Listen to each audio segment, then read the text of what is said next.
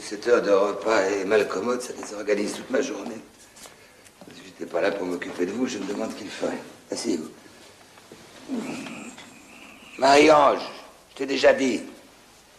Quand tu auras 18 ans, tu auras le droit de t'asseoir à la place de ta grand-mère. Prends la chaise de ta mère. Nous la verrons plus souvent. Jean-Noël, tu te mets là-bas? Moi, j'ai dû attendre d'avoir mon âge pour m'asseoir à la place de votre arrière-grand-père. Même quand il ne prenait pas ses repas ici. Même quand il était malade et qu'il ne descendait plus. Si j'étais pas là pour m'occuper de vous, c'est de plus en plus nécessaire. Sir, I think their mother should tell them... What's the matter with you, Miss Mabel? Pauvre petit, vous allez être complètement orphelin. Est-ce que votre mère vous a annoncé qu'elle allait se remarier? Non. Moi, je vous l'annonce. Maintenant, vous êtes grand, on peut vous parler franchement. Votre père va être remplacé. Si elle tenait absolument à épouser un inutile, n'a-t-elle au moins choisi quelqu'un de son rang? Vous pouvez sortir à qui elle voulait. Mais De Vos, c'est cette fausse particule flamande, Madame De Vos. Si elle n'attachait aucune importance à la naissance ou à la fortune, alors pourquoi pas Simon Lachaume? Vous savez combien son siège va coûter? 300 000 francs. Votre père aussi voulait être député.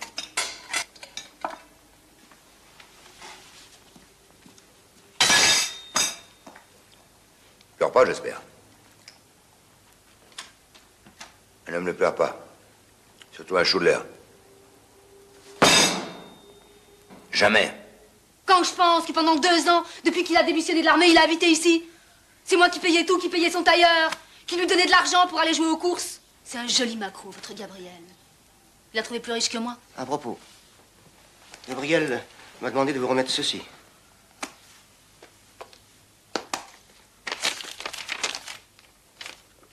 J'aime mieux pas faire le compte. Pas besoin de demander où il s'est procuré l'argent. Ah non, je vous en prie, il épouse une femme parfaite. Une femme parfaite. Ah, laissez-moi rire. Je les connais, les Schudler, je connais tout. Les histoires du père, le suicide du fils. Une belle famille, oui. Et la veuve Sainte-Nitouche qui achète le beau Spahis comme un étalon. Allez, monsieur, vous avez fait votre travail, je ne vous retiens pas.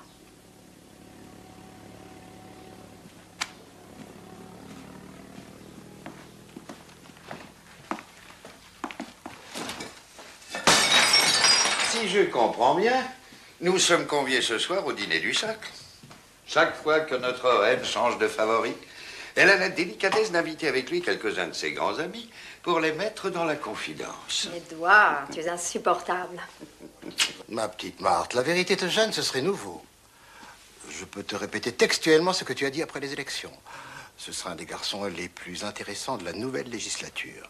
Et quand tu as dit cela, on a compris. Mon petit président, puisque tu es comme Édouard d'une indiscrétion chronique, je vais te punir en te rappelant que c'est toi qui m'as dit quelque temps après, il ira loin car il a de l'étoffe. Tu oublies l'essentiel, Marthe. Robert a ajouté devant témoin, à toi de lui donner la coupe. Et tu as répondu, pourquoi pas, avec un sourire très révélateur.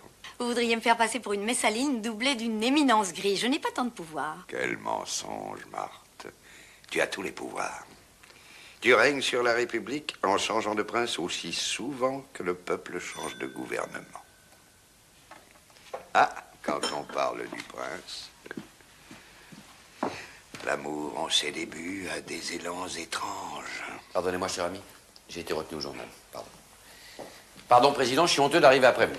Édouard, vous connaissez Simon Lachaume, notre brillant jeune député. Édouard Wilner, notre grand auteur dramatique. Dans la prochaine combinaison, Rousseau, normalement, devrait obtenir les finances. Parce qu'il pense que c'est le marchepied pour devenir ensuite président du Conseil. D'ailleurs, il ne pense qu'à cela. Il s'en réveille la nuit. Alors il le sera. Je ferai même voter pour lui, mais une fois une seule. Et ça ne durera pas longtemps. Ensuite, son groupe s'en ira en poudre. Donc, si tu veux nous rejoindre, Lachaume, mon groupe t'est ouvert dès maintenant. Je suis très flatté, président. Je vais y songer sérieusement, soyez-en sûr. Simon, notre ami Édouard aimerait connaître les dessous de l'affaire Schudler. Ah. Le suicide du fils. Comment Noël a monté sa machine infernale. Il a envie de savoir les détails. Vous les connaissez, vous? C'est à la fois très simple et très compliqué. Très compliqué sur le plan du montage boursier, évidemment, et très simple sur le plan des sentiments. Merci, Marthe. Mais de quoi? De tout. De toi. Alors c'est moi qui devrais te remercier plus encore. Pour eux aussi, tu as eu cette sorte de gratitude. Bien sûr. Je leur dois tant. Ils te doivent plus encore. C'est peut-être pourquoi ils sont tous restés mes amis.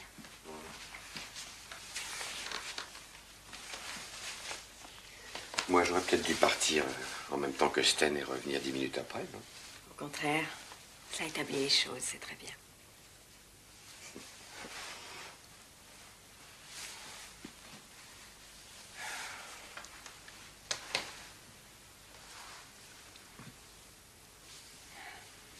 Tu sais, je n'ai pas mené une vie plus dissolue que la plupart des femmes que nous connaissons.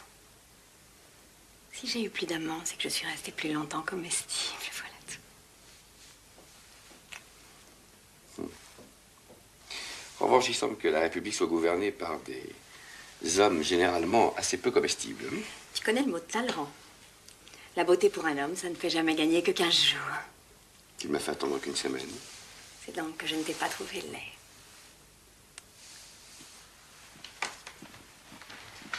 En revanche, si tu veux me faire plaisir, tu vas me laisser te retirer cet affreux brassard. Ça ne changera rien au chagrin que tu peux avoir de la mort de ta mère. Ah, je le mets juste pour la circonscription à cause des électeurs. Justement, ça fait province. À Paris, une cravate noire suffit. Bien. Tu as passionné Wilner avec l'affaire Schudler. Je le connais, il va sûrement tirer quelque chose. Comment va-t-il, le terrible baron? Bah, avec moi, il est parfait. Seulement, il a beaucoup changé depuis la mort de son père. Il est bizarre, vraiment bizarre. Lui que j'ai connu si prudent, si réservé, le voilà qui investit à tort et à travers, comme s'il voulait régner sur tout.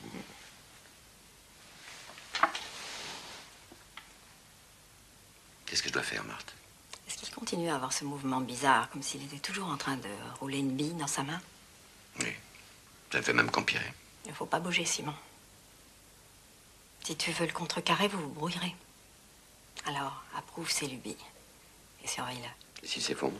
Si Schudler s'effondre, ça retombera sur Rousseau. Rien ne ferait plus plaisir à Robert Sten et à ses amis. Tu as entendu l'appel du pied que t'a fait Robert? Je t'engage à y répondre sans trop tarder. Ce qui me gêne un peu, c'est tout de même que Rousseau m'a fait débuter. J'ai été directeur de son cabinet. Ah, mon chéri, tant pis. Nous n'aimons pas Rousseau, je te l'ai déjà dit. Tu es jeune, tu as de beaux sentiments, mais ne va pas te noyer pour sauver des cadavres. Madame, votre mère m'a donné le bon exemple, ma chère Jacqueline.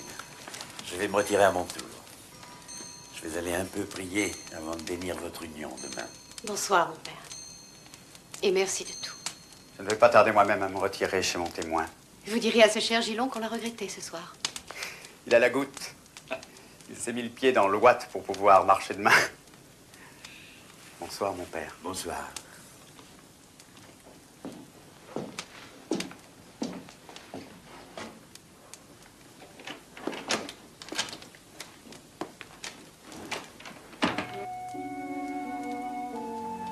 Vous semblez triste, Jacqueline. Triste? Comment le serais-je? Mais un peu émue. Comprenez-moi, il y a beaucoup de choses. Jamais je ne vous demanderai d'oublier le passé. Mais le demanderiez-vous que je ne le pourrais pas? Madame a l'air d'avoir 20 ans. C'est à cause de la robe. C'est dommage qu'il n'y ait pas plus de monde à venir pour voir madame. Ah, ma bonne Léontine, quand on se remarie à près de 35 ans, on n'ameute pas la terre entière. On le fait discrètement. En tout cas, ça va faire plaisir d'avoir un jeune monsieur au château. Tout le monde est content. À commencer par mon Laverdure, qui ne sera plus seul pour mener la chasse. Et vous partez aussitôt? Pour l'Italie. Ce soir, nous coucherons à Vichy. Et je vous enverrai une carte de Venise. Ça me fera plaisir. Parce que j'en ai déjà plusieurs de Venise. Une du père de madame. Merci, Léontine. Laissez-moi.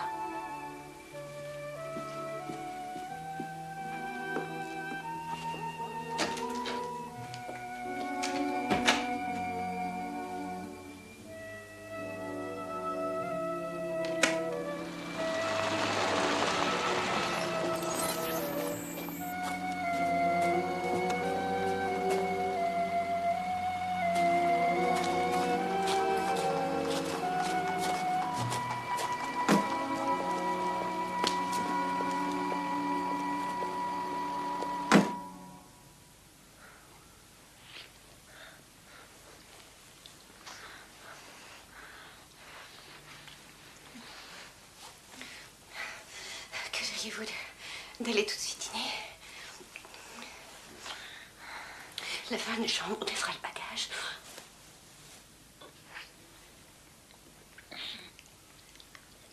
Je meurs de faim. Moi aussi. Moi, les grandes émotions creusent. La route aussi. Attendez.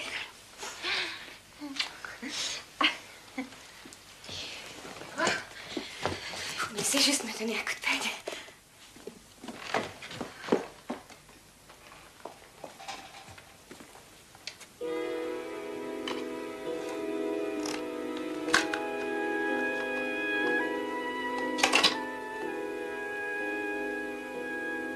Vous connaissez Vichy? Vous me disiez? Je vous demandais si vous étiez déjà venu à Vichy. Jamais, vous? Non plus. Avec vous, j'avance dans l'inconnu. Moi aussi.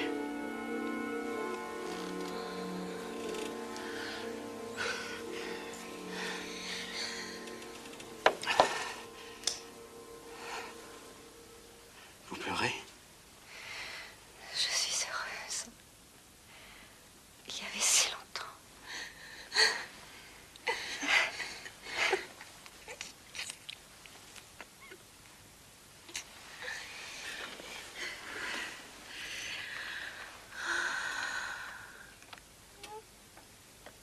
Vous comptez toujours garder la photo de François auprès de vous?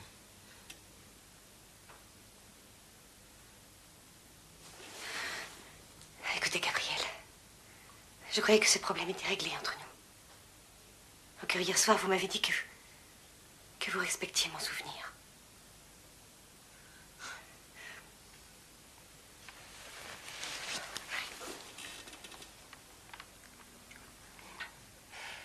Pourquoi vous obstinez, Esther? Je connais Fabrice, il est sincère. Il sait qu'il a fait l'erreur de sa vie. Vous-même, vous n'attendez que son retour. Recommencer? Oh non! Souffrir de nouveau ce que j'ai souffert? Jamais. Non, non et non. Quand je pense à ce que Gaby Morlaix faisait de ton rôle à la création, tout est à reprendre. Tu es mauvaise, mauvaise comme un cochon. Tu n'as rien compris. Tu penses que tu joues comme une déesse et tu n'es qu'une gourde. Redis-moi ta réplique, à moi, en me regardant. Recommencer? Oh non! Souffrir de nouveau ce que j'ai souffert? Jamais plus. Mais tu n'as jamais été plaqué. Tu n'as jamais été cocu, ma parole. Et vous? Si, une fois. Et ça m'a servi. Ça m'a servi à écrire cette pièce. Reprends. Non, puisque je suis si mauvaise, j'aime mieux rendre mon rôle. Souffrir de nouveau ce que j'ai souffert? Jamais plus. Eh ben voilà. Je t'ai secoué cet après-midi parce qu'il fallait que je te secoue. Tu sais ce que disait le père Jules Lemaître? Les acteurs sont des trompettes. Il faut souffler dedans. Ah, parfois, il y a une trompette qui joue toute seule. Mais alors là, c'est le miracle. N'est-ce pas que c'était une bonne idée que de dîner ici plutôt qu'à la Tour d'Argent? Moins de chichi. On est plus libre. Oui, maître. Oh, ne m'appelle plus maître. Appelle-moi Édouard. Comme mes vrais amis. Quand nous sommes seuls. Vous n'avez jamais eu envie d'entrer à l'Académie française? Pour passer mes jeudis à recopier le dictionnaire. On me l'a proposé 10 fois. Mais qu'est-ce que ça me donnerait de plus? Regarde-moi. J'ai tout. Oui, tout. J'ai le succès, j'ai mon théâtre. Je suis le seul auteur dramatique de mon temps. Chacune de mes pièces hausse le monument. J'ai le pouvoir de la gloire et j'ai la joie parfois de découvrir un talent et de l'imposer aux foules idiotes. Maintenant, tu vas apprendre ce que c'est que d'être aimé par moi. Tu vas connaître des sensations inouïes. Et puis je ferai de toi une grande actrice. Une reine de Paris.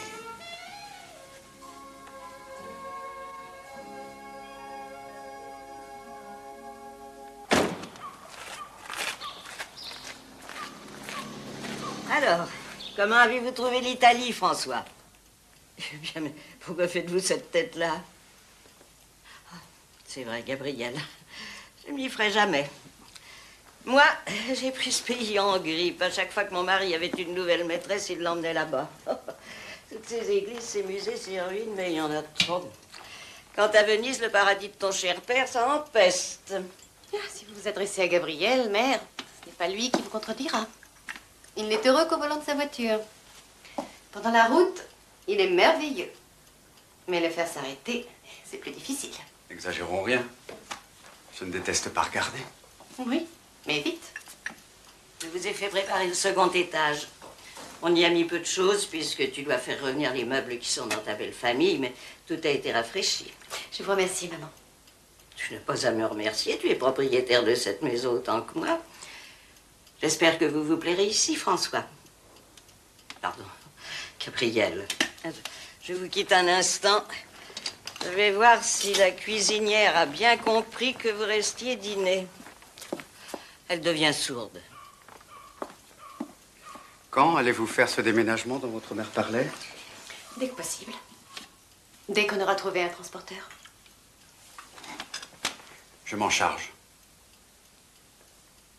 Et puis je viendrai aussi pour vous aider. Parce qu'un déménagement, c'était pas drôle. Mais il y aura là-bas des objets dont la vue pourrait vous être désagréable. Je m'efforcerai de ne pas les voir.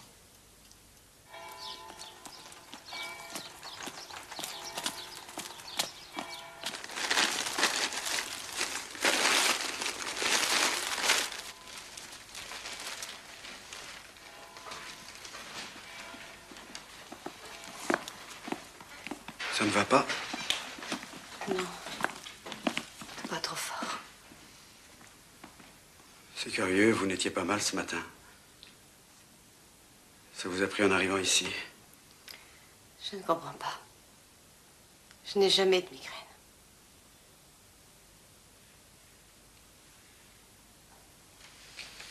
Cette lampe-là, il faut l'emballer?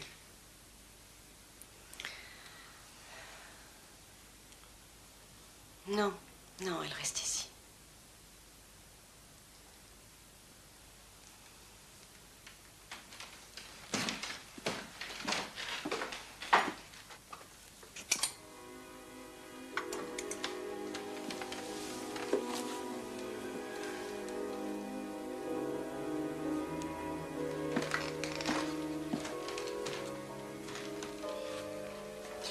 Et ces souliers, vous voulez vraiment les conserver?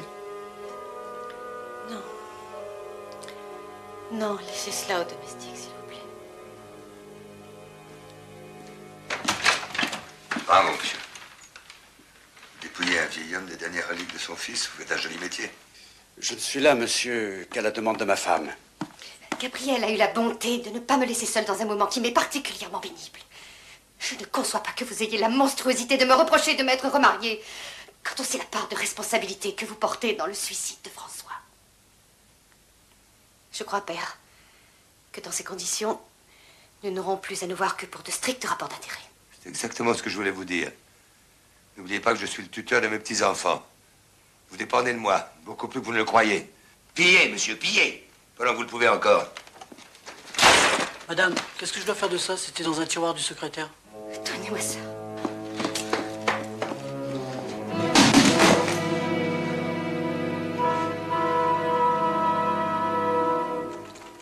Le jour où je serai président du Conseil, mon cher Deluquet, c'est ici que je m'installerai. Parce que c'est ici qu'on commande la France, en ayant les finances. Alors vous avez compris qu'il y avait plus d'avenir avec moi. Je suis assez content que vous ayez fait un passage chez Sten. Vous avez vu la différence. D'autant plus que Sten ne redeviendra jamais président du Conseil. Taillant, Herriot, oui. Mais Sten... non. Ça ne vous inquiète pas un peu, ça, monsieur le ministre? Dieu merci, je n'ai jamais vu cette dame de près ni de loin. Il va vraiment falloir remettre un peu d'ordre dans tout cela. Ah, Schudlier prépare l'arrivée de Strindberg. Ça m'intéresse. Quelle est la part de légende de monsieur le ministre dans tout ce qu'on raconte sur ce Strindberg? Possède une forteresse dans une île de la Baltique. Et dans chaque hôtel où il passe, il exige qu'on lui amène un piano à queue. C'était peut-être le financier le plus puissant de la planète. Il m'a fait dire par Schudler qu'il voulait me rencontrer. Nous devons nous voir dans quelques jours. Où cela? Chez Schudler. Silence. Chomard. Sten sera peut-être intéressé de savoir que Rousseau doit rencontrer Strindberg chez Schudler un de ces prochains jours, oui. Aucune idée. Ça ne va pas être pour comparer des collections de papillons, ça. Excellence, monsieur le baron, vous a-t-il fait part de son projet que j'encourage? Partiellement. Mon cher Anatole, vous savez bien que l'État français est loin d'avoir acquitté les dommages de guerre qu'il a reconnus aux sinistrés. Parce que l'Allemagne n'a pas payé les réparations. Il est tout de même inadmissible que 9 ans après le traité de Versailles, les immeubles des provinces dévastées soient encore à reconstruire. Les sinistrés ont obtenu l'autorisation à se constituer en groupement et à émettre dans le public des emprunts sous la garantie de l'État, par l'entremise de banques agréées. Alors, la seule chose que je demande au gouvernement, merci, et précisément à monsieur le ministre des Finances, c'est l'agrément de ma banque pour lancer les emprunts. Ce n'est pas une opération financière seulement, c'est une vaste opération d'urbanisme. Dessiner des villes nouvelles, créer l'architecture, enfin, c'est aussi le rôle historique des banquiers. Mais aucune chose grande ne se bâtit sans l'intelligence et la volonté d'un homme d'État. Là, toutes celles-ci, ce sont les médailles de mon grand-père. Ce sont celles de mon père. Et les miennes. Il n'y avait pas des ministres pour les distribuer. Vous parlez, Excellence, d'une empreinte que contracterait l'État pour couvrir le besoin de la reconstruction. Eh bien, je suis prêt à vous les consentir. À titre privé, mais il faudrait me dire la hauteur. Je précise tout de suite que c'est à votre personne, Excellence, que j'ai fait cette offre, et non pas au gouvernement français en général. Ah, mon cher monsieur, la France accueillerait votre offre avec une extrême gratitude. Oh, bah, ne me dites pas que vous n'avez pas la Légion d'honneur. Comtesse Kerménac d'Étancelat, qu'est-ce que j'en fais? 2 places où vous voudrez, mais plutôt dans le fond, Monsieur Simon Lachaume? au premier rang, à côté de Madame Bonnefoy. Madame Etterlin, tiens, pourquoi dans les L? Parce qu'elle était la maîtresse de la monnerie, et après celle de la Chaume, et peut-être celle de l'Artois. Sans intérêt rayé, elle n'est plus la maîtresse de personne. Ah, dites-moi, le baron Schudler doit venir avec le fameux Strindberg. Ça, c'est un événement. Strindberg ne met jamais les pieds dans un théâtre. Donnez-leur l'avant-scène droite. Ils ne verront pas très bien, mais tout le monde les verra. Oui? Édouard, chéri? Pardon, maître. Combien tu me donnes de place? Aucune. Je n'ai pas besoin de tes amis, c'est eux qui ont besoin de moi. Et toi, t'as besoin de toutes tes maîtresses? Rassure-toi, il y aura dans la salle au moins 10 hommes avec lesquels tu as couché. Et je suis sans doute loin du compte. Oui? Maître, la presse. Qu'elle entre. Merci. Messieurs. Attends un peu, tout à l'heure. Ne sois pas trop cabotine. Bonjour, maître. Maître, pourquoi ce titre, le vitriol? Le vitriol, c'est l'argent. L'argent qu'on lance corrosif au visage des humains. L'action se passe dans une famille de banquiers. En tête des distributions féminines, j'ai la joie d'avoir une jeune actrice qui a déjà joué dans mon théâtre et qui sera la révélation de cette pièce. Mademoiselle Duhal.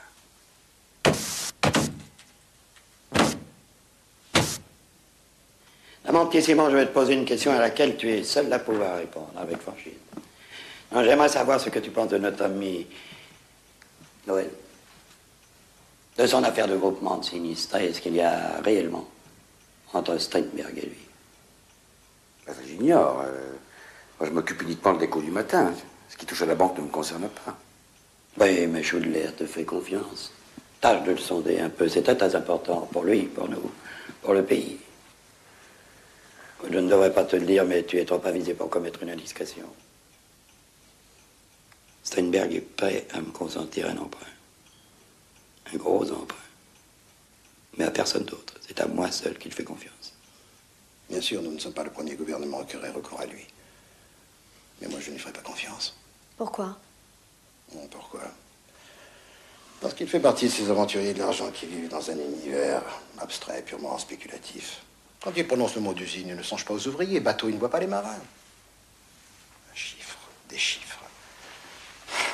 Leur puissance est un château de cartes que la moindre secousse, le moindre glissement de terrain peut jeter bas et...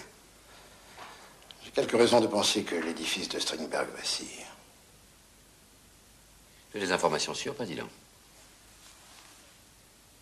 Pourquoi crois-tu que Strindberg tienne tellement à faire agréer Schudler? Parce que c'est lui, Strindberg, qui monte par agent interposé les fameux groupements des sinistrés. Ce qui lui permettrait d'écouler l'excédent de ses industries. Tout cela, Schudler devrait le savoir, non? Il le sait. Mais il n'a plus le jugement qu'il avait il y a quelques années. Tu aurais intérêt à prendre des distances. Parce que si Strindberg plonge, Schudler plonge aussi. Et cet imbécile le reçoit avec eux. Surtout dans le climat actuel. Même si tu pouvais y pousser un peu, ça nous rendrait service. Mon cher ministre. Oui. Je te donne la réponse à la question que tu m'as posée avant-hier. Je sors d'une longue conversation avec Noël Schudler. L'affaire des groupements de sinistrés paraît aussi sûre que celle de l'emprunt Strindberg.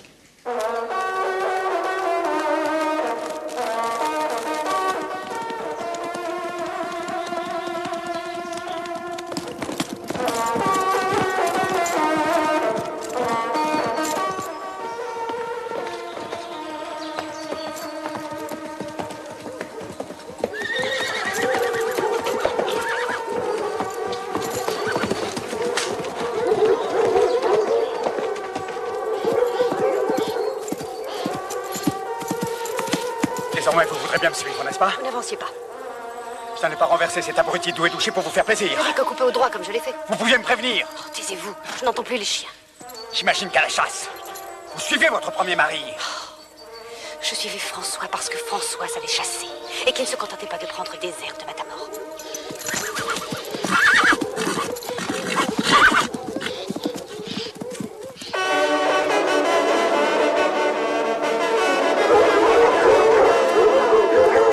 Jacqueline. Bilan, approchez-vous.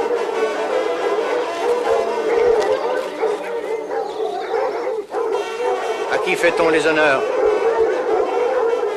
Il y a aujourd'hui un maître d'équipage à qui, à mon avis, cela revient de droit. Où est-il? Qui est-il? Un des plus grands maîtres d'équipage, n'est-ce pas, Jacqueline? Oh oui, absolument. Mais dites-moi!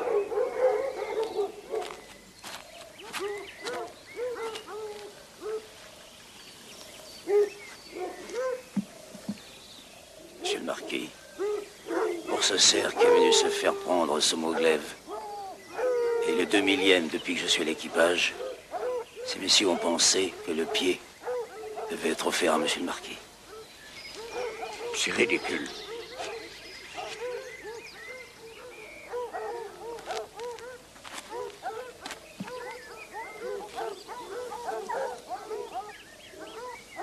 Il a le pied fort, votre cerf. Oui, Monsieur le Marquis. Vous avez été un bon compagnon, la verdure.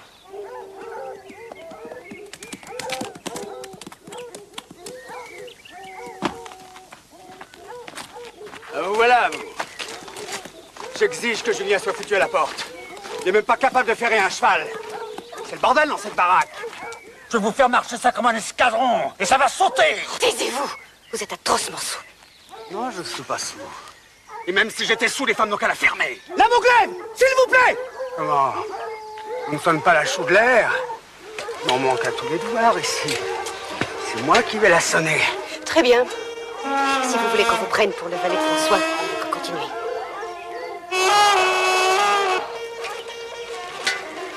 Allez, viens, mon copain, on va boire. Les femmes, on les emmerde. Oh, ma mère, qu'est-ce que je vais faire? Ça ne peut pas continuer. Dramatise pas. Il abuse, ça arrive à tous les hommes. Puis c'est un colonial. À la fin de la guerre, je pensais naïvement voir revenir un époux. Or, vous exigez de votre fils qu'il soit un maître de forge plus attentif à ses hauts fourneaux qu'à sa propre famille. Vous préféreriez sans doute un mari qui se contente de suivre votre cheval à la chasse. J'ai épousé un homme, pas une machine à fabriquer de l'argent. Vous avez épousé un Schudler. Ne voyez pas une surprise. Ne va pas très bien, Dans ma famille, on prend le temps de vivre avec ses semblables. Dans votre famille, on est riche depuis François Ier. Et la mode vinaille a tout le temps de s'habituer à l'argent. Mais ils ont perdu le coup de le gagner. Ne me reprochez pas d'avoir fait de mon fils un vainqueur. C'est peut-être pour ça que vous l'avez aimé. Très bien. Parlions de toi avec ton père. Bonjour, papa. Bonjour.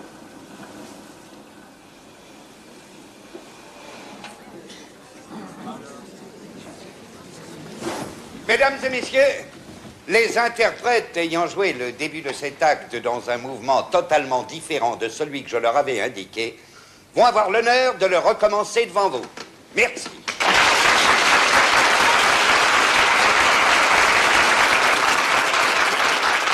On fait pas ça une actrice ce soir de général. La répétition générale, c'est encore du travail. Il y a 10 minutes que vous êtes en scène. Vous m'avez déjà perdu 3 minutes. À ce rythme-là, la pièce va durer 4 heures. J'avais le trac. Je m'en fous. Je te préviens, je reviens pas en scène. Très bien. Allez me chercher la doublure. Pas pour toi, hein. Je t'assure. C'est parce que je suis une vraie professionnelle.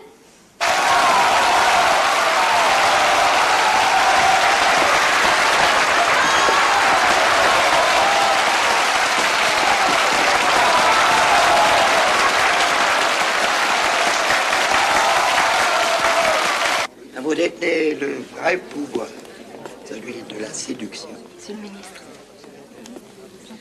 Ça ne vaut rien, c'est du caca d'avant-guerre. Mais ce sont les rougiers mots blancs que Villeneuve a décrits. Ça crève les yeux. Excusez-moi.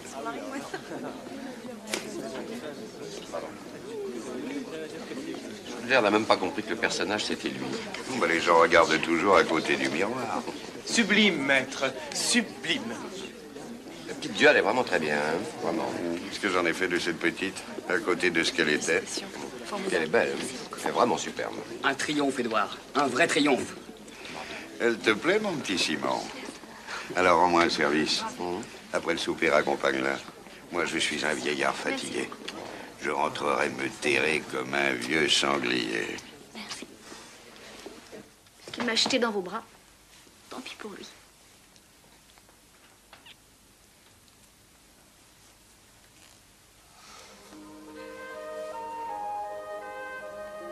C'est drôle. C'était le même tissu. Oui. Il aurait bien besoin d'être changé. Hein. Ça fait combien d'années, là? 7 ans. C'était en 22.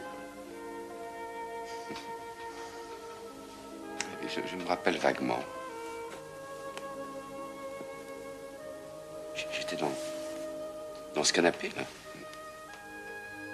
Il y avait 2 formes qui s'agitaient dans le lit. C'était la nuit où j'avais persuadé ce pauvre Lulu qu'il m'avait fait un enfant. Je te rappelle tout de même que ce pauvre Lulu était un salaud. Oui, un beau salaud. Oui. Et après, l'enfant, j'ai voulu que ce soit toi qui me le fasse. Et alors, j'ai failli à ma mission. T'as oublié? J'étais tellement sous. Tes seins, peut-être. Les seins, oui. Tes seins. Juste au-dessus de moi. J'aimerais que ce soit la première fois. Mais c'est la première fois. Et Marthe? Marthe, c'est un moment de ma vie. Et toi, tu en es peut-être un autre. Peut-être. Monsieur le Président de la République vient de me charger de la difficile mission de constituer le gouvernement. J'ai cru de mon devoir d'accepter. La situation est grave, pour ne pas dire tragique. Il s'agit d'une part de sauver la petite épargne et d'autre part de rétablir le prestige de la France. J'espère aboutir rapidement à la constitution d'un ministère de large union nationale. Messieurs, je vous remercie. Et bien voilà, nous y sommes. 32 ministres. Je ne peux vraiment pas en avoir davantage. Il n'y a plus personne dans l'antichambre. Ah ben, ça fera 50 mécontents, évidemment. De Lucas, appelez-moi Schudler. Il nage dans le bonheur depuis que vous lui avez donné son agrément. Ah, c'est une bonne liste. Je devrais facilement obtenir la confiance. Monsieur Schudler pour le président. Oui. Et maintenant, il faut que je voie Strindberg le plus vite possible.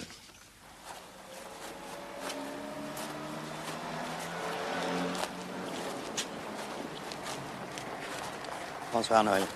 Cher Anatole. Bonsoir. Alors demain, 11h à mon bureau. Je ferai venir des photographes et quelques journalistes pour la signature. Demain, 11h, Monsieur le Président. Ne quittez pas. C'est la présidence du conseil pour Monsieur Strindberg. C'est la 3e fois qu'ils appellent. Bien, je prends. Oui, c'est le concierge. Oui, monsieur le directeur de cabinet. Non, monsieur le directeur, on a l'ordre de ne pas le déranger. D'habitude, il prend les communications à partir de 9h. Nous l'avons entendu jouer du piano cette nuit, très tard. Il a rendez-vous avec monsieur le président. Alors je monte tout de suite.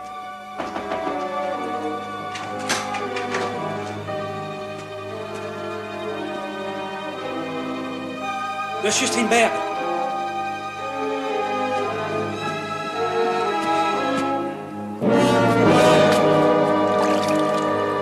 Appelle le directeur.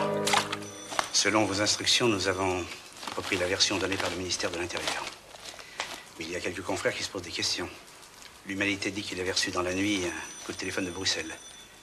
Et l'œuvre signale, mais c'est le seul, que Strindberg avait dîné la veille avec Schudler et Rousseau. Ça n'est bon ni pour l'un ni pour l'autre. Mademoiselle Dupin, prenez note. Cher directeur et ami, la mort de Strindberg soulève de nombreuses questions. Devons-nous craindre des répercussions sur la banque et sur le journal? Votre dévoué Simon Lachaud. Voilà, de double, vous me donnez à signer, vous faites porter immédiatement par coursier au baron Schudler chez lui. Le coursier attendra la réponse.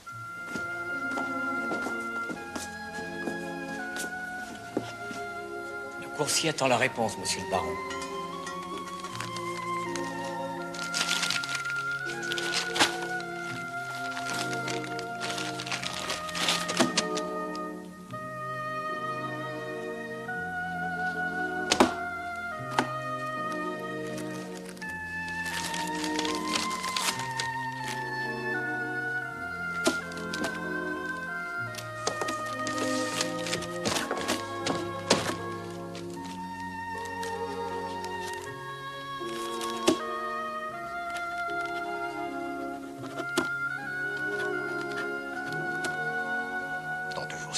Tout Paris saura que Strindberg ne possédait pas les fonds qu'il voulait prêter à la France. Il les a demandés au gouvernement belge, qui a exigé une garantie. En échange, Strindberg a offert des créances qu'il avait rassemblées sur l'État italien. Mais, un petit fonctionnaire belge pointilleux a procédé à une vérification. Et il a découvert que les titres étaient faux, escroquerie pure et simple. Mais qui allait passer sans que personne s'en aperçoive. Un ordre de paiement de 10 000 francs, on fait attention. Mais qui va imaginer qu'on puisse faire un faux de 3 milliards? La nouvelle va éclater comme une bombe. À la bourse d'abord, à la chambre ensuite. Et Schudler va être emporté par la tornade. Bien. Je vous donne l'ordre de suspendre immédiatement tous les paiements. Pourquoi? Qu'est-ce qui est journaliste? C'est vous ou c'est moi? Vous connaissez les nouvelles? Ces jours d'échéance de paye, ça va faire un effet terrible. Puis nos rédacteurs vont en parler. Nous avons toute la trésorerie nécessaire. Eh bien, c'est parfait. Alors, vous suspendez, hein? Je veux les comptes arrêter à la date d'aujourd'hui à midi, qu'ils soient ici sur mon bureau à 4 heures, n'est-ce pas? Monsieur Fondary, vous savez ce que c'est qu'un ordre? Allez. C'est ce que nous appellerons une mesure conservatoire. Merci, Muller. De quel droit? Qu'est-ce qui vous a pris? Qui est le patron de l'écho? C'est vous. Mais en ma qualité d'administrateur de votre société, j'ai fait mon travail. En suspendant les paiements, vous êtes devenu fou. Vous pourrez les faire reprendre dès demain. Vous avez toute la trésorerie voulue, non? On m'appelle de tous les côtés pour savoir quand je ferme mon journal, vous vous rendez compte? Mais je n'ai pris cette décision que pour arrêter mes comptes de gestion. Et voici ma démission. Je ne peux désormais m'associer à la direction d'une entreprise dont le sort est lié à celui d'une société bancaire gérée d'une manière qui ne me paraît pas saine. Oui, non, vous pouvez la déchirer, c'est une copie. Vous recevrez l'original par courrier recommandé. Je pense à tout ce que j'ai fait pour vous. C'est pas bien ce que vous faites là, François. Simon. C'est même très mal. Ouais, mon vieil ami. Cela m'arrache le cœur. Je suis forcé de retirer à votre banque l'agrément de l'État. Anatole, vous m'avez passé la cravate rouge autour du cou. Vous n'allez pas maintenant m'y passer la corde. Vous avez vu la cote de la bourse aujourd'hui? Si vous faites ça, la bourse sera encore plus bas demain. Je ne suis pas libre. J'ai mes services qui commencent à me dire que j'ai trop tardé. Dites-vous bien que c'est pas seulement à moi qu'ils en veulent, c'est à vous aussi. Mais je suis là. Vous êtes là. Si nous sommes ensemble, ils ne pourront rien contre nous. Dans 2 jours, la bourse remontera, je vous le garantis. On n'a pas Schudler. C'est la jalousie qui les mène. Nous sommes trop grands pour cette vengeance de crapouille, chacal. Ne me retirez pas l'agrément. Comprenez-moi. Comprenez-moi, Noël. Il faut que je sauve mon ministère. Cette fois, c'est la débâcle totale. Les Sonchelles sont au-dessous de 1000 francs, les Olas sont au-dessous du père, les aciéries de Pontvillain prennent la même pente. La banque Schudler n'est plus cotée. Je ne sais pas comment Noël pourra s'en sortir. Un détail, mais qui compte. Rousseau avait chez nous 200 Sonchelles. Il a donné ordre de les vendre à n'importe quel prix. Eh bien, vendez aussi tout ce qui nous reste sur ces postes-là. Merci, Lorieux. C'est incroyable. La mort de Strindberg, dont la puissance ne tenait que sur du vent, provoque l'écroulement de la fortune Schudler, qui, elle, était bâtie depuis un siècle. Les os de Lulu doivent frétiller dans sa tombe. On est en droit de se demander si le fait que ce financier ait mis fin à ses jours ne modifie pas les beaux rêves du gouvernement. Le suicide de ce chevalier d'industrie a provoqué le krach de la banque Schudler. Or, cette banque a été curieusement choisie et mystérieusement agréée pour émettre les emprunts des 2 groupements de sinistrés. Monsieur le Président du Conseil voudra bien, c'est là le sens de mon interpellation, nous expliquer le rôle qu'il a personnellement joué dans cet agrément.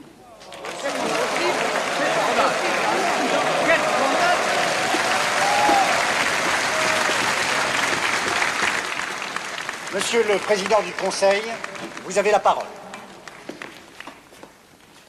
Monsieur le député, à mon tour de vous poser une question. Lorsqu'il existe une volonté nationale, n'est-ce pas une obligation pour le gouvernement d'y satisfaire? Et lorsque les gouvernements précédents ont laissé les caisses dans un vide extrême, n'est-ce pas un devoir que d'accepter les concours privés qui s'offrent pour des services que l'État ne peut assumer lui-même? Se défend mieux que je ne croyais, le petit Rousseau. Il a du ressort. Nos torts, messieurs, naissent souvent de nos malheurs. Je n'accablerai pas M. Schudler parce qu'il est dans le malheur. Très bien, bravo! L'agrément a été retiré en temps voulu. Et la totalité des fonds de l'emprunt est préservée. Ni l'État, ni l'épargne n'ont à craindre d'être lésés. Dans ces conditions, je ne vois pas l'objet d'un tel émoi, ni d'une telle hostilité, si celle-ci, par-delà les faits, ne cherchait à atteindre les hommes.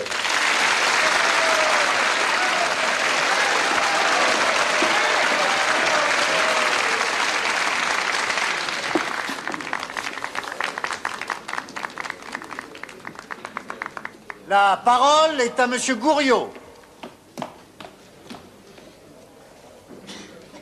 Monsieur le Président, messieurs, la réponse qui vient de nous être donnée ne peut nous satisfaire. Car de cette société dont on vient de nous parler, Monsieur Anatole Rousseau en est précisément le conseil et l'avocat.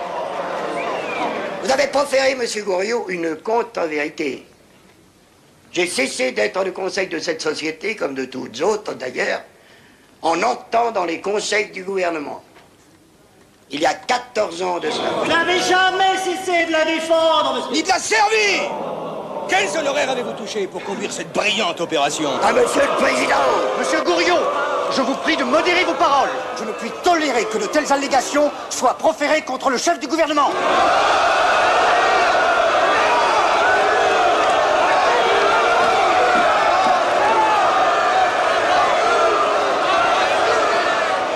Qui pourrait prendre au sérieux les accusations odieuses dont le président du Conseil est l'objet, alors que sur les bancs même d'où partent ces attaques siège l'un des collaborateurs les plus directs les plus intimes du banquier Schudler.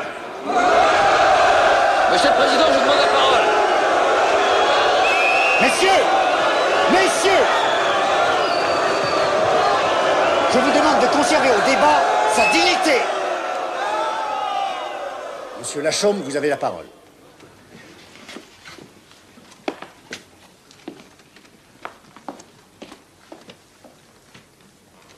Messieurs, l'un des moments les plus pénibles qui puissent survenir dans la vie d'un homme est probablement celui où il se doit de choisir entre ses amitiés et sa conscience.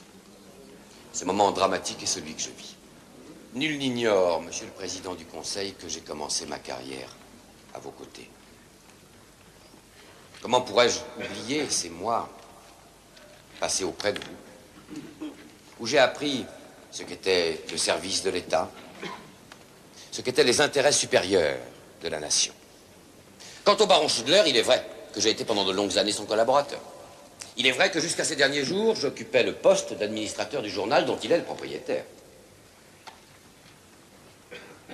Mais il est vrai également que je ne laissais pas de m'inquiéter d'un certain désordre que je voyais s'installer dans ses affaires, comme dans son esprit. Alors, malgré tout mon dévouement au journal que j'administrais, eh bien, j'ai démissionné, monsieur. J'ai démissionné. Et j'ai démissionné dès le moment où M. Schudler a commencé à envoyer des notes de service écrites sur des billets de 1000 francs. Mais c'est du roman. Du roman. Tenez, Monsieur le Président du Conseil. Voyez vous-même. Je demandais à M. Schudler quelles pouvaient être les répercussions de la mort du financier Strindberg sur la vie du journal. Eh bien, voici sa réponse. Aucune répercussion, c'est moi qui remplacerai Strindberg. Et c'est signé Schudler. Voilà, monsieur. Voilà à qui l'on accordait la garantie de l'État. Mais je n'en savais rien, moi. Il m'en a pas envoyé de billets. Vous en avez reçu d'autres. C'est une infamie. Je ne permettrai pas. Silence! Silence, messieurs! Il est magnifique, mon petit Simon. Ça y est, il est devenu un homme politique. Dois-je préciser que l'agrément vous fut demandé au cours d'un déjeuner chez Schudler, avec Strindberg. Je ne tiens à ces précisions que de votre bouche, Monsieur le Président du Conseil. Vous étiez alors ministre des Finances. Et vous étiez si peu sûr de la solidité de l'opération qu'à l'issue de ce déjeuner, vous m'avez demandé à moi ce que je pensais de la situation des deux financiers. C'est vous-même qui m'avez répondu par téléphone que la situation de Schudler était aussi sûre que celle de Strindberg. Pardon, Monsieur le Président du Conseil, pardon. Je vous ai dit textuellement. La situation de Schudler ne me semble pas plus sûre que celle de Strindberg. Mais c'est monstrueux.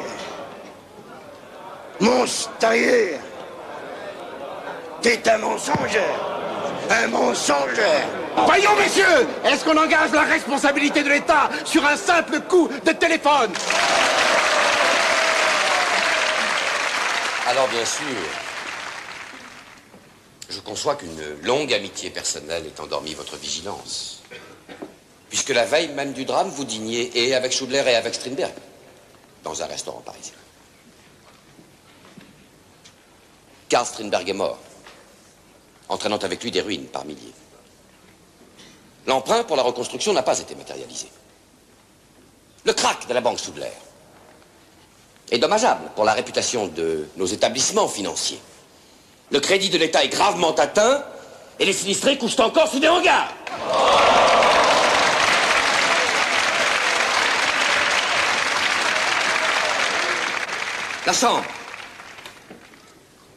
La Chambre comprendra aisément qu'il me soit impossible, et dans l'intérêt même de la République, d'accorder plus longtemps mon soutien à ce gouvernement.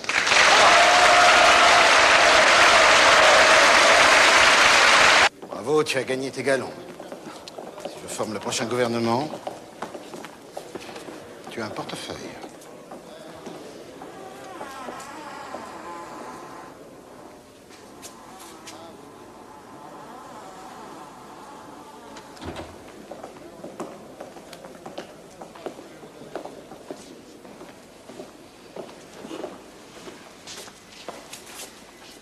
Président, je suis désolé, mais vraiment en toute conscience. Il n'y a pas de conscience, tu le sais bien. Il n'y a plus de président, plus rien. Il n'y a que des petits salauds comme toi et de la saloperie. Top, on va voir, fais ça. Tu es avec la peau de Chaudelère et cette nuit tu es à la mienne. Et un jour, tu verras.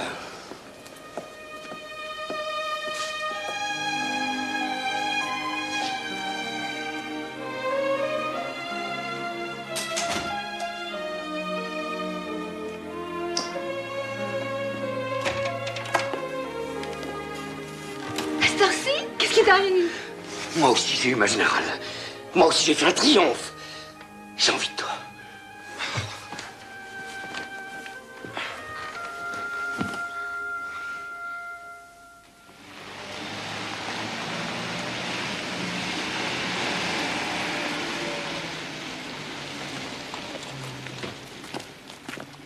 Monsieur, Madame, je voudrais voir Monsieur Chudler. monsieur le professeur Lartois, n'est-ce pas? Il vous attend avec impatience, je vais le prévenir. Merci.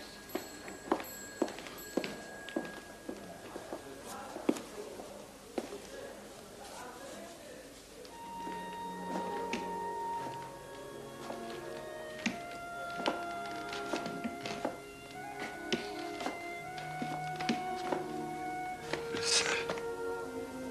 seul qui soit venu me voir depuis que je suis ici. Et ça, Chudler ne l'oubliera pas le jour de son grand retour.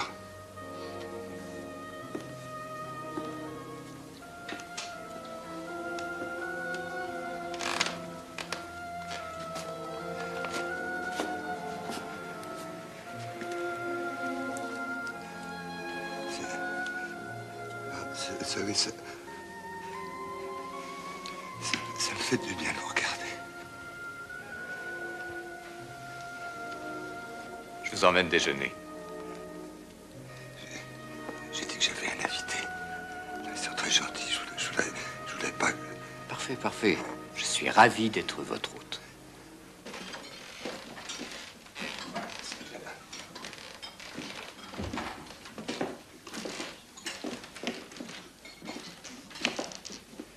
Comtesse. C'est vous.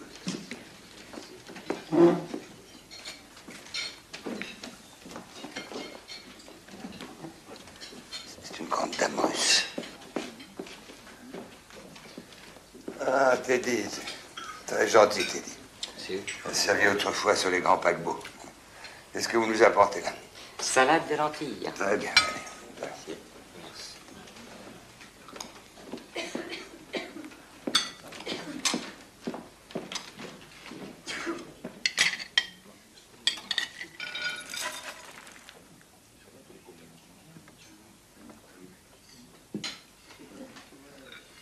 C'est sympathique ici.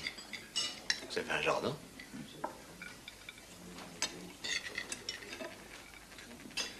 Vous pouvez pas savoir tout ce qu'ils m'ont fait. Ils m'ont ruiné. J'ai dû tout vendre. Même les perles de plastron de mon fils. Personne ne peut imaginer ce qu'a été le dernier matin chez moi. Il n'y avait plus de rideaux, plus de tapis, plus de domestiques. J'ai fait ma valise tout seul. Puis tout le monde l'a abandonné, sauf vous. Et le père Boudrem, c'est tout.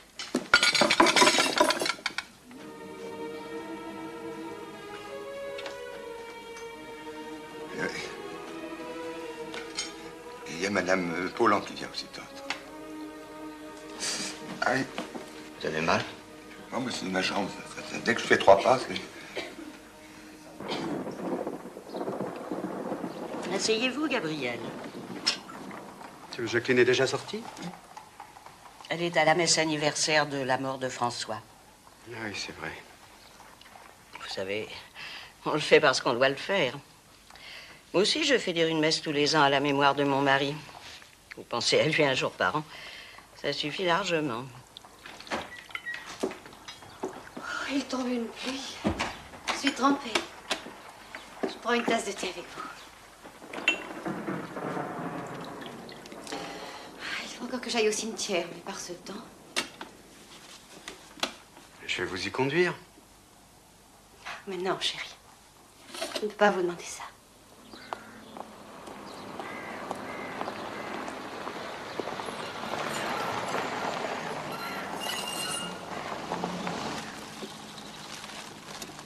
Je n'en ai pas pour longtemps.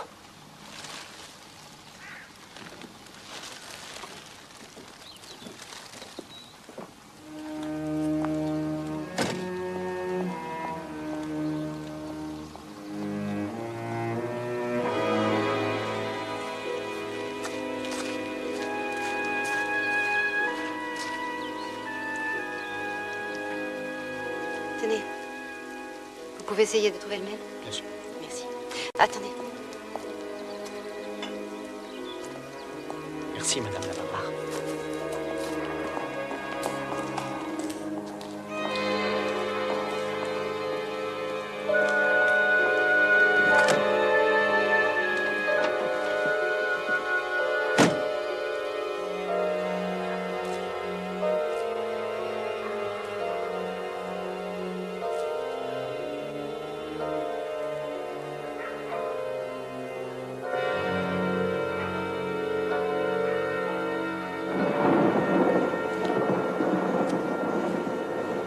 Ah, vous voilà, vous.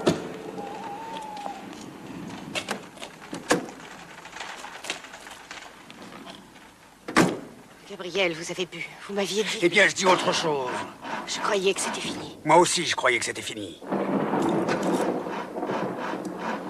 Il est grand, le caveau Schudler? Oui, assez. Alors, dans ce cas, vous pourriez peut-être y faire transporter votre livre. Et voilà. Ça recommence.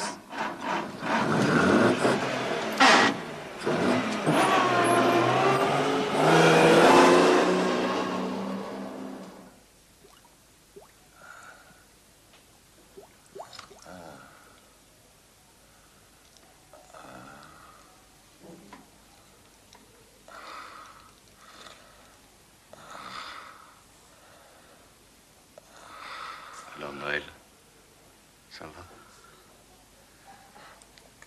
J'ai dormi combien de temps? 6 heures.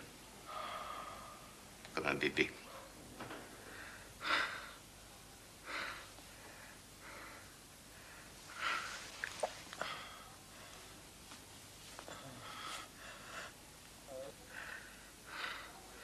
Ma jambe. Le professeur Chélière qui vous a opéré a dû couper assez haut. Il n'aime pas ça, mais il ne pouvait pas faire autrement. J'ai déjà un pied dans la tombe.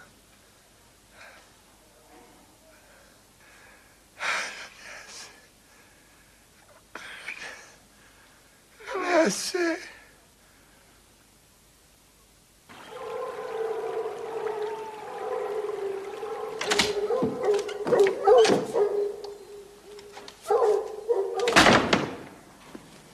C'est pour la mort de votre ex-beau-père que vous vous êtes mis en noir?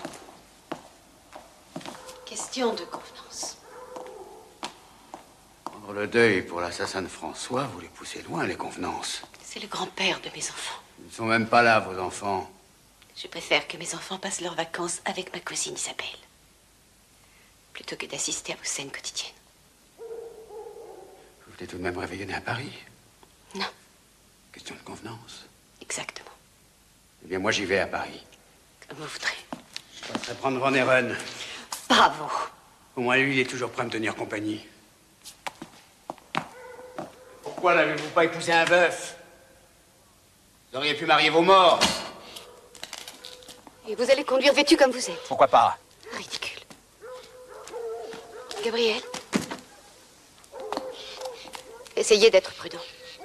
Ce n'est pas la peine de vous tuer sur la route. Si je me tue, vous pourrez toujours emmerder un troisième mari avec mon souvenir.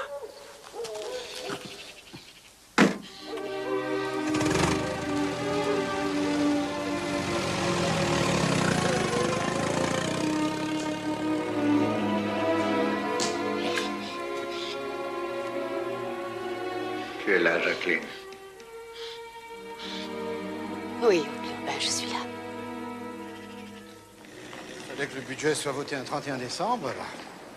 On y est arrivé sans avoir arrêté la pendule. Tu as été remarquable, Président. Toi, tu m'as donné un sacré coup de main. dire qu'aux Beaux-Arts, tu te défends bien. Tu viens souper chez Marthe? Non, je vais aller manger un morceau et puis j'ai promis à Sylvaine de passer la prendre au théâtre. Dis-moi, tu crois que Marthe m'en voudra? Oh, Marthe, elle est à nous tous. Puis elle comprend tout.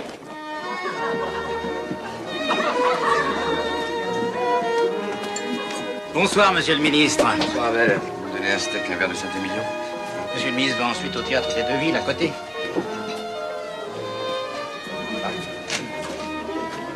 J'en ai marre des cimetières. Ce sont des provinciaux, ils ont un peu bu. On ne se marie pas pour faire l'amour dans un caveau de famille. Pardonnez-moi, monsieur le ministre, je vais essayer de le calmer un peu.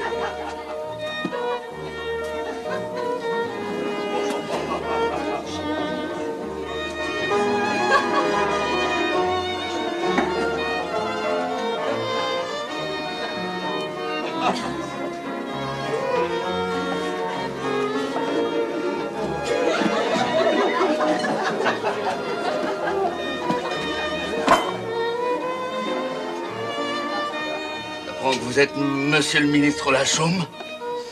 Je suis content de vous rencontrer depuis le temps qu'on me parle de vous. Vous êtes un de ceux qu'on démolit le père Choudler, n'est-ce pas? Écoutez, monsieur, je ne vous comprends pas. Vous allez comprendre tout de suite. C'est Gabriel de Vos, le mari de la veuve. Laissez-moi vous remercier. Enfin, me remerciez de quoi? Voulez-vous me rendre ma main, je vous prie? Je vous en prie, monsieur. Vous savez, elle vous déteste à présent. Non, c'est long. Hein? Vous avez touché au père de son François, à la fortune de son François, au journal de son François. Monsieur, je vous en prie. J'ai toujours entretenu les meilleurs rapports avec feu François Choudler. Je vous en prie. Oh. Vous aussi, alors.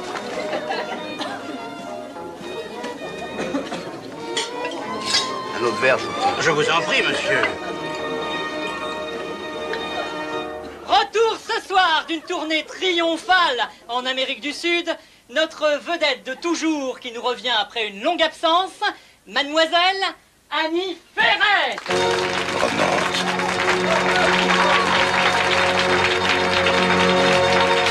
Mes chers amis, avant de chanter pour vous, permettez-moi de saluer un ami fidèle qui nous fait le grand honneur d'être parmi nous ce soir, notre ministre des Beaux-Arts, Monsieur Simon Lachaud.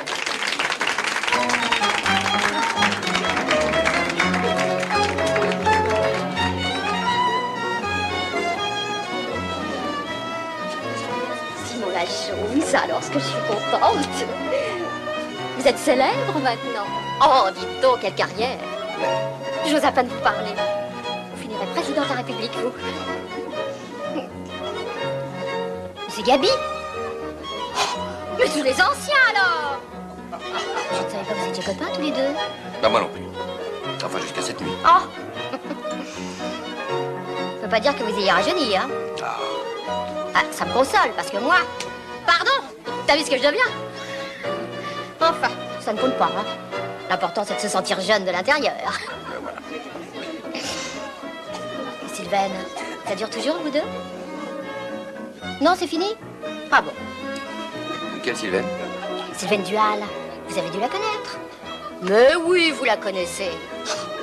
En voilà une aussi qui a su grimper, tiens. Quand je pense que c'est moi qui lui ai mis le pied à l'étrier.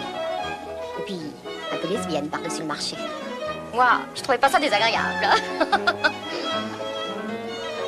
J'ai pas fait une gaffe par hasard? Non, non, pas du tout. Elle était gay, Sylvaine.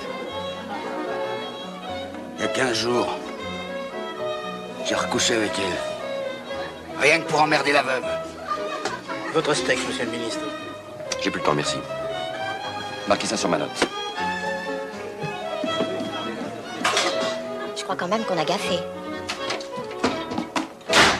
Bonne année, mon chéri. Moi, c'est De Vos. Ton ancien amant, tu l'as revu depuis que nous sommes ensemble? Non? Pourquoi?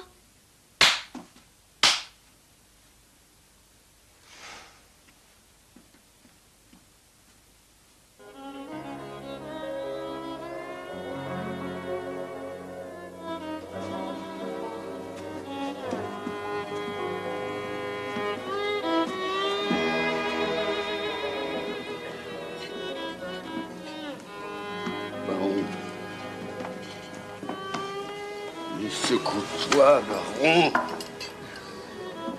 La belle femme, où est-elle?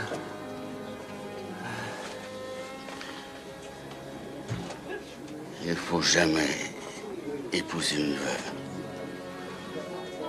Tu m'entends? Jamais. Bon. C'est très grave ce que je te demande. Qu'est-ce qu'il y a de l'autre côté? De l'autre côté? Quand on est mort. Rien. Faut simplifier les choses.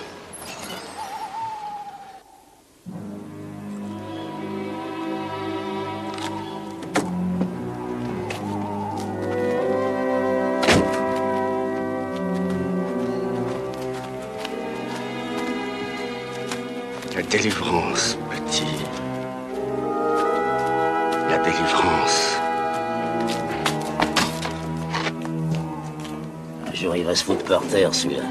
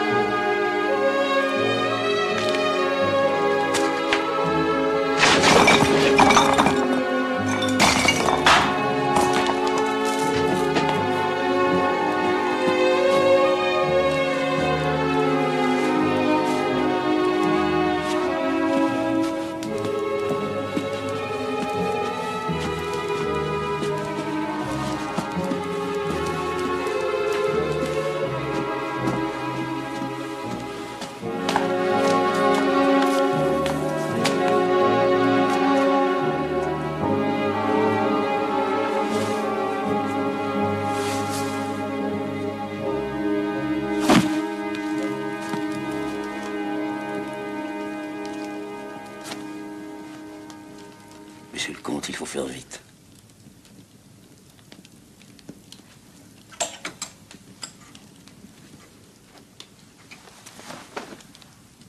Vous avez changé de vêtements. Je vais nettoyer dans la chambre. Dépêchez-vous, monsieur le comte, je vous en prie.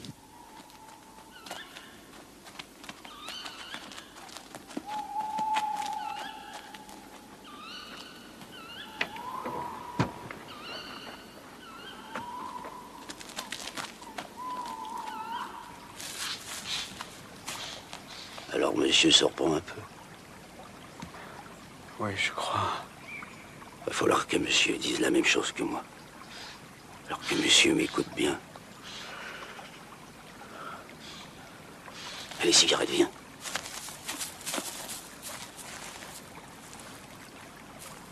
Monsieur est arrivé avec sa voiture. Juste comme moi, je partais pour le bois avec le chien. Il m'a dit, attendez-moi à la verdure. Je vais faire le bois avec vous. Monsieur est allé se changer. Mais il n'a pas voulu réveiller Madame la Comtesse. Je l'ai attendu 5 minutes dans la cour. Nous sommes partis vers le bois. On a embûché un serre-à-tête dans une enceinte. Il y avait aussi un sanglier. Monsieur n'oubliera pas. Qu'est-ce qui s'est passé? Qu'est-ce que j'ai fait? Rien. Monsieur le comte! Monsieur le comte! Madame la comtesse.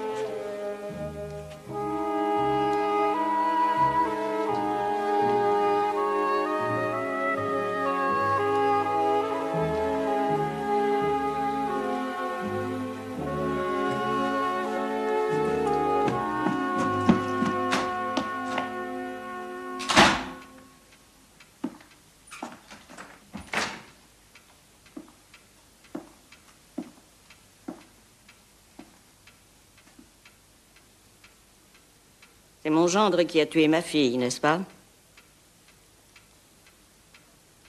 Une femme ne se met pas en plein hiver sur son balcon en chemise de nuit. Elle enfile une robe de chambre. Il rentre sous, n'est-ce pas? J'ai entendu du bruit, figurez-vous. Aussi étonnant que ça paraisse. Il faut tout me dire, la verdure. Vous êtes seul à savoir.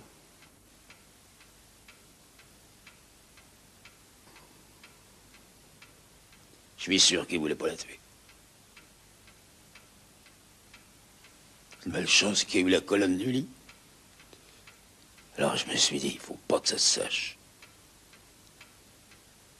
Vous nous avez rendu service à tous, la verdure. Vous avez agi comme un homme très au-dessus de votre condition. Je vous remercie, Madame la Comtesse.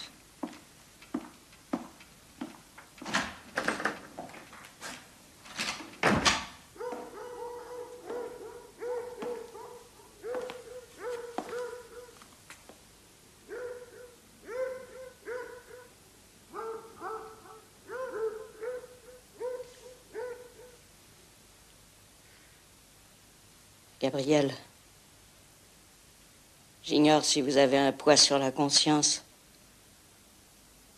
La seule chose que je vous demande, pour le cas où vous éprouveriez le besoin de vous confesser, c'est de le faire loin d'ici. Je vous en serai reconnaissante.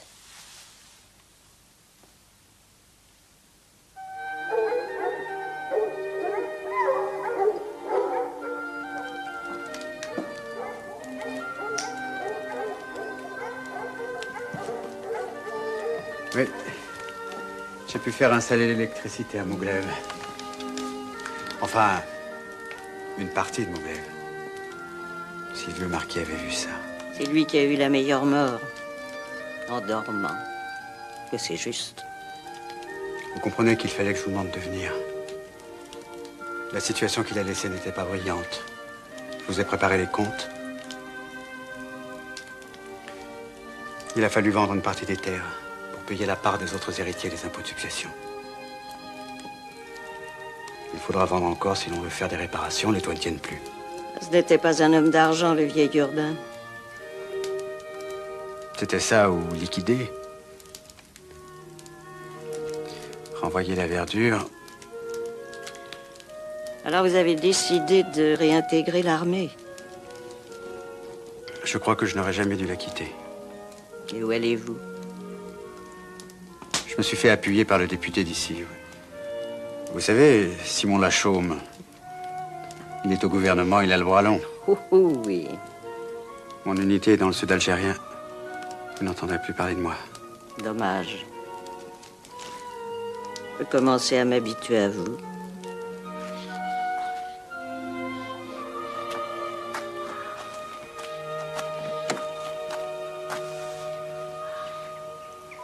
Bonne chance, monsieur le comte.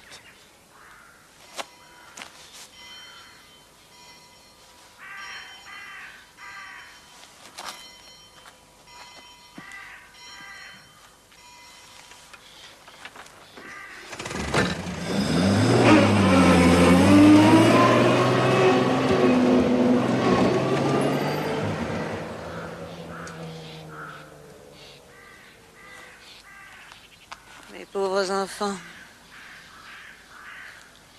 Vous voilà sans parents, sans argent, avec cette grande baraque sur les bras. Que Dieu vous protège.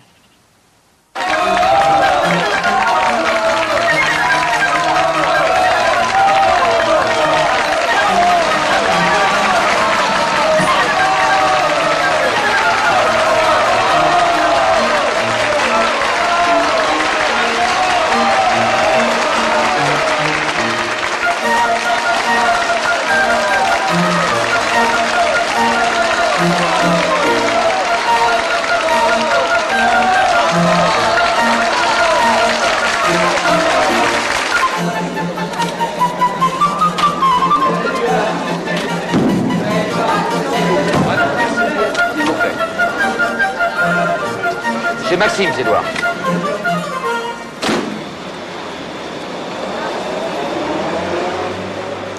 T'as pas entendu les applaudissements? J'étais pas le seul. Écoute, combien il y a eu de rappels? Hein, combien? 10, 15, je sais plus. C'est pas un succès, ça c'est un triomphe. Hein? T'as mis ça sur tes genoux, je veux pas que t'aies pas froid. Je suis fier de toi, tu sais. Quand je pense d'où on vient tous les deux. On a encore un grand bout de chemin à faire ensemble.